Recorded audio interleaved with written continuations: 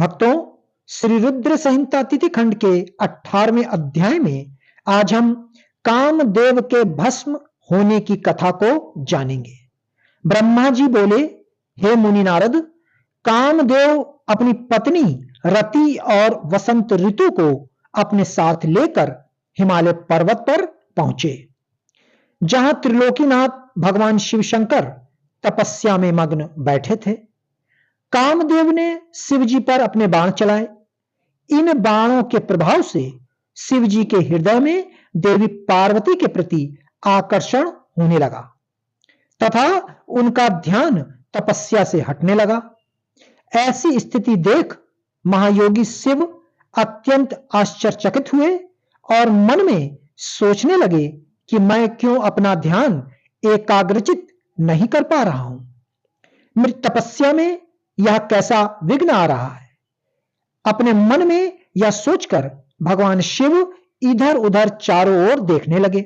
जब महादेव जी की दृष्टि दिशाओं पर पड़ी तो वे भी डर के मारे कांपने लगी। तभी भगवान शिव की दृष्टि सामने छिपे हुए कामदेव पर पड़ी। उस समय काम पुनः बाण छोड़ने वाले थे। उन्हें देखते ही शिव जी को बहुत क्रोध आ गया। इतने में काम ने अपना बाण छोड़ दिया, परंतु क्रोधित हुए शिव जी पर उसका कोई प्रभाव नहीं हो सका। वह बाण शिव जी के पास आते ही शांत हो गया। तब अपने बाण को बेकार हुआ देख कामदेव डर से कांपने लगे और इंद्र आदि देवताओं को याद करने लगे। सभी देवतागण वहां आ पहुंचे और महादेव जी को प्रणाम करके उनकी भक्ति भाव से स्तुति करने लगे। जब देवतागण उनकी स्तुति कर रहे थे, तभी भगवान शिव के मस्तक के बीचों बीच स्थित तीसरा नेत्र खुला और उसमें से आग निकलने लगी। वह आग आकाश में ऊपर उड़ी और अगले ही पल पृथ्वी पर गिर पड़ी। फिर चारों ओर गोलों में घूमने लगी। इससे पूर्व की इंद्रदेव या अन्य देवता भगवान शिव से क्षमा याचना कर पाते, उस आग ने वहां खड़े कामदेव को जलाकर भस्म कर दिया। कामदेव के मर जाने से देवताओं को बड़ी निराशा व दुख हुआ। वे यह देखकर बड़े व्याकुल हो गए कि काम उनकी वजह से ही शिव जी के क्रोध का भागी बना।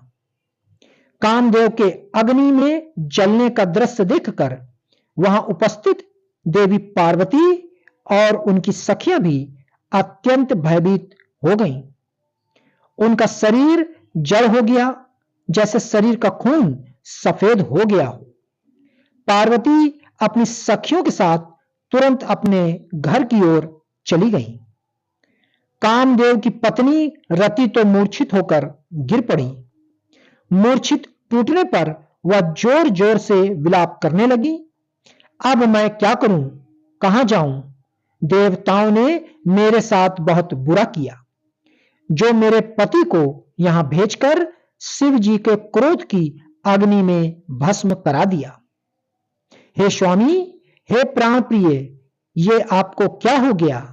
इस प्रकार देवी रति रोती बिलखती हुई अपने सिर के बालों को जोर से नोचने लगी। उनके करुण क्रंदन को सुनकर समस्त चराचर जीव भी अत्यंत दुखी हो गए। तत्पश्चात इंद्रादि देवता वहां देवी रति को धैर्य देते हुए उन्हें समझाने लगे। देवता बोले, हे देवी, आप अपने पति कामदेव के शरीर की भस्म का थोड़ा सा अंश अपने पास रख लो और अनावश्यक भय से मुक्त हो जाओ। त्रिलोकीनाथ करुणानिधान शिव जी अवश्य कामदेव को पुनः जीवित कर देंगे। तब तुम्हें पुनः कामदेव की प्राप्ति हो जाएगी। वैसे भी संसार में सब कुछ पूर्व निश्चित कर्मों के अनुसार ही होता है, अतः आप दुख को त्याग दें। भगवान शिव अवश्य ही कृपा करेंगे। इस प्रकार देवी रति को अनेक आश्वासन देकर सभी देवता शिव जी के पास गए और उन्हें प्रणाम करते हुए कहने लगे, हे भक्त वत्सल, हे त्रिलोकीनाथ, भगवान आप कामदेव के ऊपर किए अपने क्रोध पर पुनः विचार अवश्य करें। कामदेव यह कार्य अपने लिए नहीं कर रहे थे, इसमें उनका निजी स्वार्थ कतई नहीं था। हे भगवान, हम सभी तारकासुर के सताए हुए थे। उसने हमारा राज्य छीनकर हमें स्वर्ग से निष्कासित कर दिया था। इसलिए तारकासुर का विनाश करने के लिए ही कामदेव ने यह कार्य किया था। आप कृपया करके अपने क्रोध को शांत करें और रोती बिलखती कामदेव की पत्नी रति को समझाने की कृपा करें, उसे संतावना दें।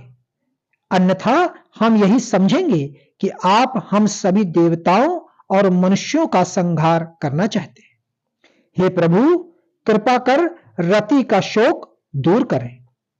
तब सदाशिव बोले, हे देवगणों, हे ऋषियों, मेरे क्रोध के कारण मैंने कामदेव को अपने तीसरे नेत्र से भस्म कर दिया है।